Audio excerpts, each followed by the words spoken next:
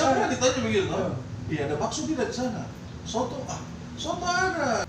Teman-teman Papua yang asli Papua pergi merantau kuliah keluar Papua, mereka sudah asing dengan hal-hal yang kalian bilang ada apa kereta api, ya kereta api. Kita tidak tahu tapi kita belajar. Tapi kita belajar tentang itu. Iya.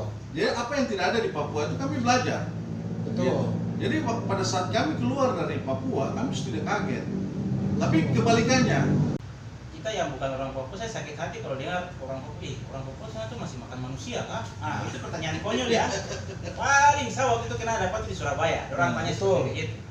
Bilang terus orang Papua tuh masih pakai koteka kan? Terus cara pakai kotekanya bagaimana? Ukurannya bagaimana? Wah, kamu masih tahu mau tanya sampai ke dalam situ tuh itu sangat buat saya yang bukan orang Papua tapi hati Papua ini tuh sakit hati juga dengan pertanyaan itu. Halo, salam jumpa kembali dengan saya Kakak Marcel. Welcome back to my channel. Untuk teman-teman semua, saya sampaikan terima kasih banyak sekali atas dukungan para subscriber yang sudah mensupport channel ini, dan Kakak Marcel berharap bahwa channel YouTube Kakak Marcel itu mampu untuk mengedukasi banyak orang. Adik bisa perkenalkan diri? Oke, baik. Jadi nama saya Mario Stephen Billy Antari Baba. Saya untuk saat ini lagi stay sementara Platda. Pekerjaan saya tenaga pengajar. Sekarang itu Kakak Marcel ingin tahu nih, apa saja hal konyol yang pernah Mario dengar dari orang-orang? Hal yang pernah saya dengar pertama tuh, orang Papua ada nggak sih yang kulitnya putih? Pertama. Hal kedua, ada nggak orang Papua yang rambutnya lurus? Yang ketiga, di Papua ada mall nggak? Nah, orang di Papua udah pakai internet belum sih gitu? Nah, itu pertanyaan sebetulnya antara mau marah dengan tertawa jadi satu itu.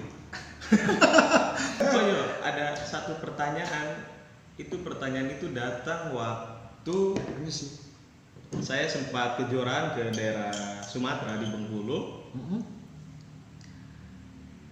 Ada yang bertanya, Papua itu Indonesia kah? Nah, saya sempat, dan itu bukan satu dua orang, dan di berbagai tempat yang pernah saya injak, maupun lagi studi ataupun lagi jalan-jalan, ada beberapa orang pasti akan menanyakan bahwa Papua itu Indonesia kan? Di sini saya mungkin berpikiran bahwa yang dong pikir itu negara tetangga sebelah, Papua Nugini, bukan provinsi Papua, gitu. Tapi ternyata mereka bertanya tentang Papua. Ternyata dong bertanya tentang Papua. Mas, kalau ke Papua pakai kereta api ya? Serius? Ini Q&A. Ke Papua pakai kereta api. Bikin jalan kereta api dari lewat mau belah lautan atau bikin flyover untuk kereta api mungkin dari Jakarta sampai Jayapura ya. Dari ke Papua itu pakai kapal laut atau pesawat? Pertanyaan berikutnya, tadi kan tentang pesawat ke Papua toh? Nah, dari Sorong ke Jayapura pakai mobil berapa jam? Loh, kenapa tertawa Ji? Jawab. mungkin tunggu 2030 berapa kan mungkin ada jalan darat dari Sorong ke Jayapura. Dari Sorong ke Jayapura itu kalau tidak pakai pesawat ya dia pakai kapal laut. Jadi di Papua tuh transportasi favorit itu pesawat dengan kapal laut gitu. Itu jawaban ini jelas mematahkan beberapa postingan di Facebook, di Instagram, di Twitter bahwa sudah ada jalan Trans Papua ya. Mungkin untuk daerah sekitarnya ada, cuma kalau dari Jayapura ke Sorong aduh. Kalau dari Sorong ke Manokwari ada. Sorong Manokwari ada. Tapi Sorong ke Merauke tidak ada. Tidak ada. Nah, terus dari Jayapura ke Wamena itu ada. Ada. Sekarang sudah ada. Sekarang sudah ada. Tapi sudah ditutup kembali. Dan ya namanya jalan trans ya, jalan darat itu Di Papua belah gunung saya. Medannya ekstrim lah. Ekstrim. Terus jadi kalau bikin jalan ya butuh bertahun-tahun, bisa tapi mungkin seperti apa tadi bilang 2030 sekian kah atau 2050 kah baru mungkin ada jalan tembus antara Sorong Jayapura. Merauke atau Sorong Jayapura kayak gitu. Atau Jayapura Merauke. Bisa. Potong gunung tuh.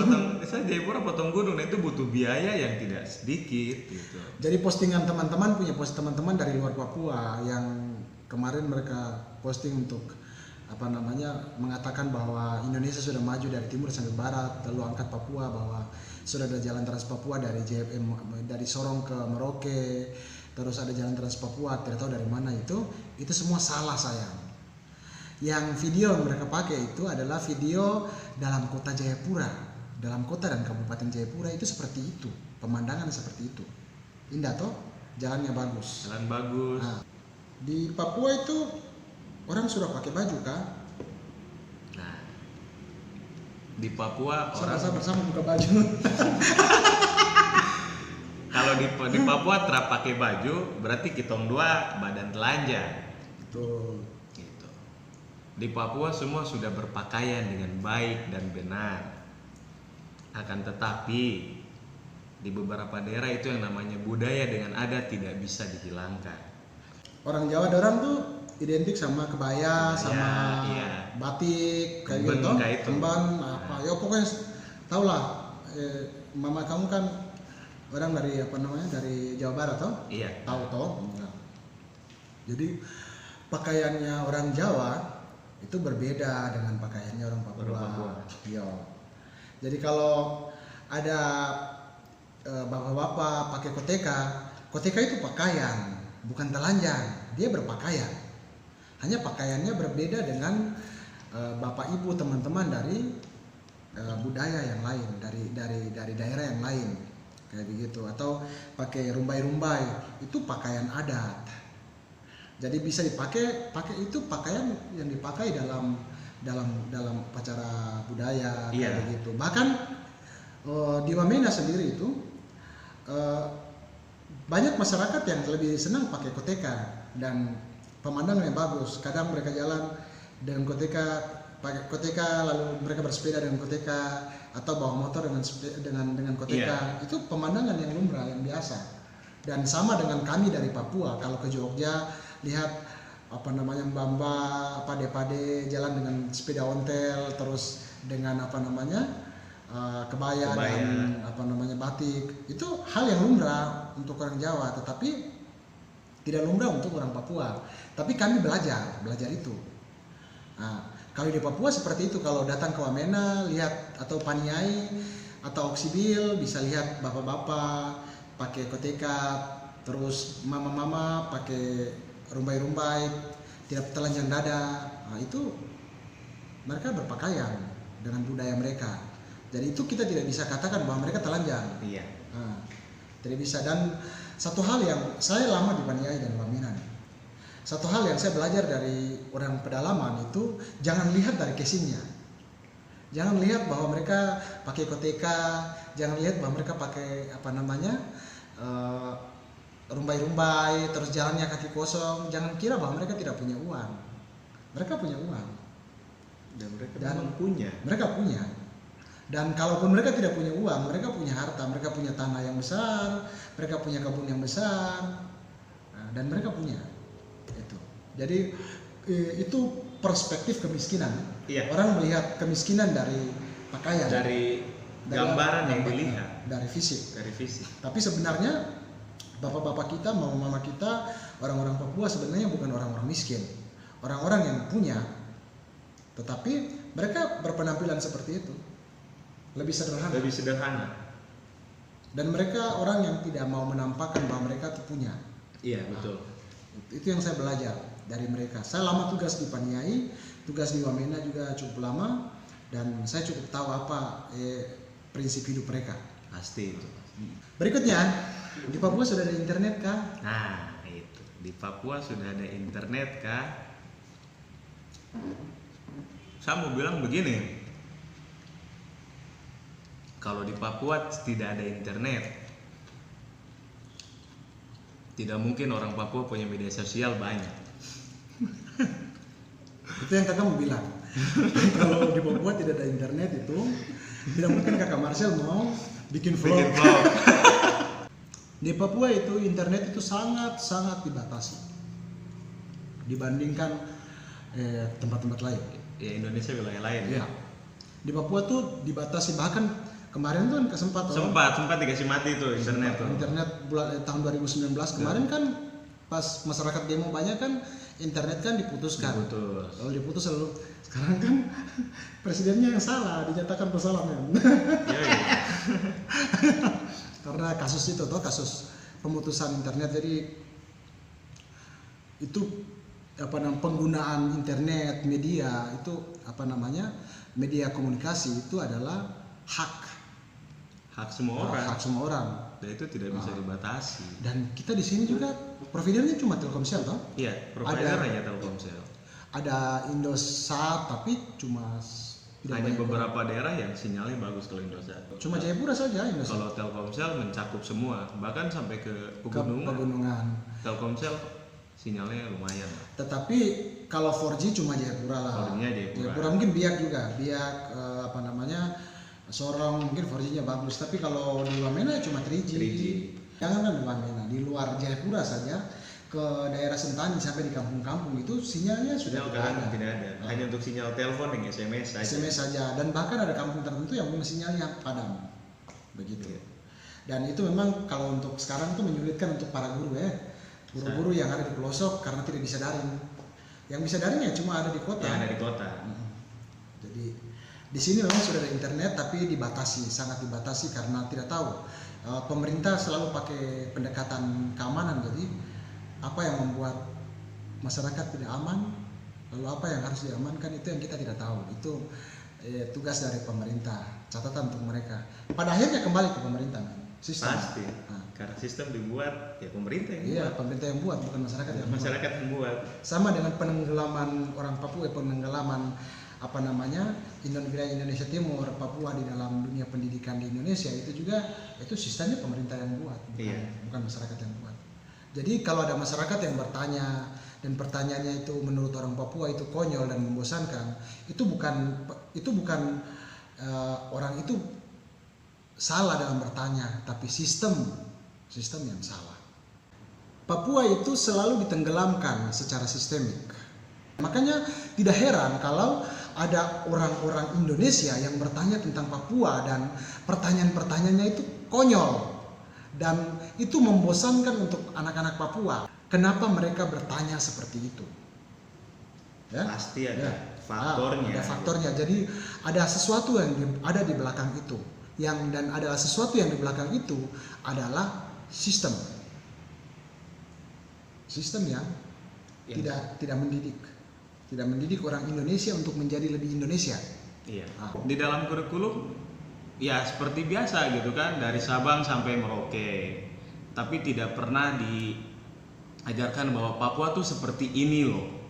Dalam media-media, entah media televisi atau media koran, itu juga wilayah Indonesia Timur itu sama sekali kurang diangkat.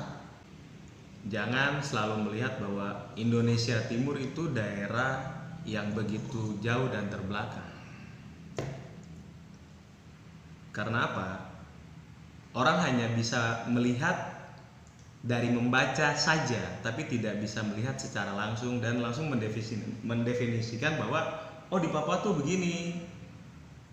Terus banyak berita bahwa di Papua kalau ada berita berarti satu beritanya itu pasti tentang orang demo atau kekacauan.